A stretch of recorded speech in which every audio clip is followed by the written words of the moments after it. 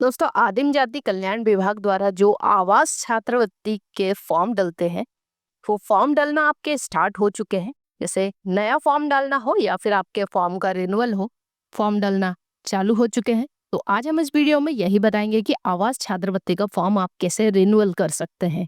सबसे पहले आपको आपका जो एमपी टास्क का आईडी पासवर्ड है उससे लॉग इन कर लेना है। यदि आपके पास एमपी टास्क प्रोफाइल नहीं है तो आई बटन पे आपको वीडियो मिल जाएगी, उससे आप आपका एमपी टास्क प्रोफाइल बना पाएंगे। और लॉगिन कैसे करना है वो भी बताया गया है। सबसे पहले आपको प्रोफाइल जैसे ही लॉगिन होती है तो यहाँ पे एक ऑप्शन दिखाएगा आवास, इस पे आप टिक करेंगे तो दो ऑप्शन यहाँ पे शो हो रहे हैं, एक एप्लीकेशन स्टेटस, एक एप्लीकेशन अप्लाई। अप्लाई वाले पे क्लिक करेंगे। जैसे ही हम अप्लाई वाले पे क्लिक करेंगे तो यहाँ पे एक फॉर्म ओपन होगा। देखिए, यहाँ पे आवास एप्लीकेशन सबमिशन का जो फॉर्म है वो ओपन हो चुका है। सबसे फर्स्ट ऑप्शन यहाँ पे दिया है प्रवेश वर्ष, मतलब आपका जो एडमिशन वर्ष है, आपने किस वर्ष एडमिशन आपका लिया है। आप इस पे जैसे ही टिक करेंगे तो यहाँ पे लास्ट 3 ईयर जो है वो दिए गए हैं। तो आपका 22-23 में था, 23-24 में था, 21-22 में था, जो भी सत्र में आपका एडमिशन है वो आपको यहाँ से सिलेक्ट कर लेना है। सत्र सिलेक्ट करने के बाद सेकंड ऑप्शन आता है एप्लीकेशन टाइप। तो आप पहली बार फॉर्म डाल रहे हैं आवास का तो फ्रेश फॉर्म डलेगा। अगर सेकेंड फॉर्म आप उसी को रिन्यू कर रहे हैं तो सेकेंड वाला ऑप्शन रिन्यूअल, इसको क्लिक करेंगे। एकेडमिक ईयर, शैक्षणिक वर्ष आपका भी लास्ट ईयर चल रहा है, सेकेंड ईयर चल रहा है, फोर्थ ईयर चल रहा है, जो भी ईयर चल रहा है उसको यहाँ से आपको सिलेक्ट कर लेना है। यहाँ पे हमारा थर्ड ईयर का फॉर्म हम लोग डाल रहे हैं तो थर्ड ईयर सिलेक्ट करेंगे। अब इसके बाद लास्ट ऑप्शन आता है इंस्टॉलमेंट वाला। तो यहाँ पे दो फॉर्म डलते हैं आवास के, फर्स्ट इंस्टॉलमेंट के लिए, एक सेकंड के लिए। अभी फिलहाल जो फॉर्म डल रहे हैं वो है फर्स्ट इंस्टॉलमेंट का, तो फर्स्ट इंस्टॉलमेंट यहाँ से सिलेक्ट कर लेंगे। और इसके बाद आवेदन के लिए आगे बढ़े वाले ऑप्शन पे क्लिक कर देंगे। जैसे ही हम आगे बढ़े वाला ऑप्शन पे क्लिक करेंगे, यहाँ पे आपके फॉर्म से रिलेटेड आपको डिटेल शो होगी। आपने इससे पहले जो भी फॉर्म डाला था उसकी डिटेल यहाँ पे पूरी आपको शो हो जाएगी। डिटेल शो होने के बाद यहाँ पे देखिए एक ऑप्शन दिया है कि आप पूर्व में प्रस्तुत किरायानामा जो था उसी को आगे बढ़ाना चाहते हैं या फिर चेंज किया है। तो यहाँ अगर आपने आपका जो जहाँ पे पहले किराए से रहते थे वो एड्रेस चेंज कर दिया है तो इस पे हमें नो वाले ऑप्शन पे क्लिक करना है। और यदि पहले वाला किराएदारी है तो यस वाले ऑप्शन पे क्लिक करके आप आगे बढ़ सकते हैं। यहाँ पे हम किराएदार चेंज कर रहे हैं तो नो करेंगे। जैसे ही नो ऑप्शन पे हम क्लिक करेंगे, यहाँ पे किराए के पते का विवरण मांगा जाएगा। तो सबसे पहले आपका जो जिला है, आपका डिस्ट्रिक्ट, यहाँ से आपको सिलेक्ट करना पड़ेगा।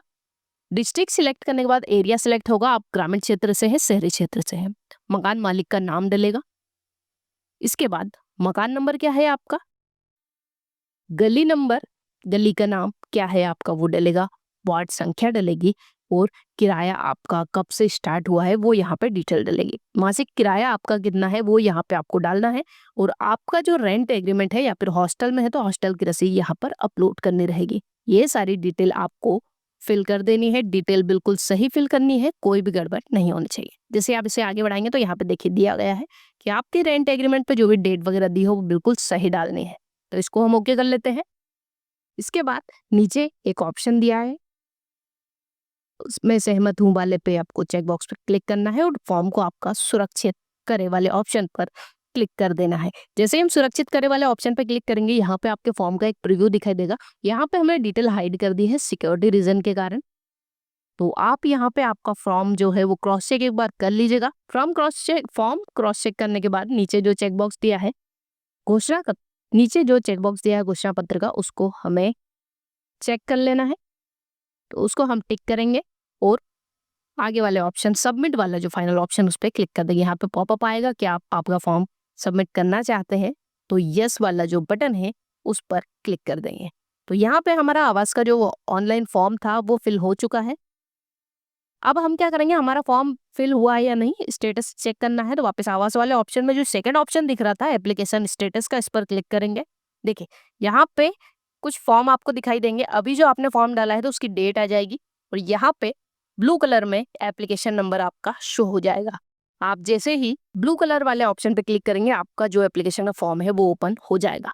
तो ये था फॉर्म कि कैसे आप आवास योजना की जो छात्रवृत्ति वाली स्कीम है उसमें आपका फॉर्म रिन्यूअल कर सकते हैं। अगर वीडियो से रिलेटेड कोई भी क्यूरी हो तो आप कमेंट बॉक्स में डाल दीजिएगा, आपको जवाब मिल जाएगा।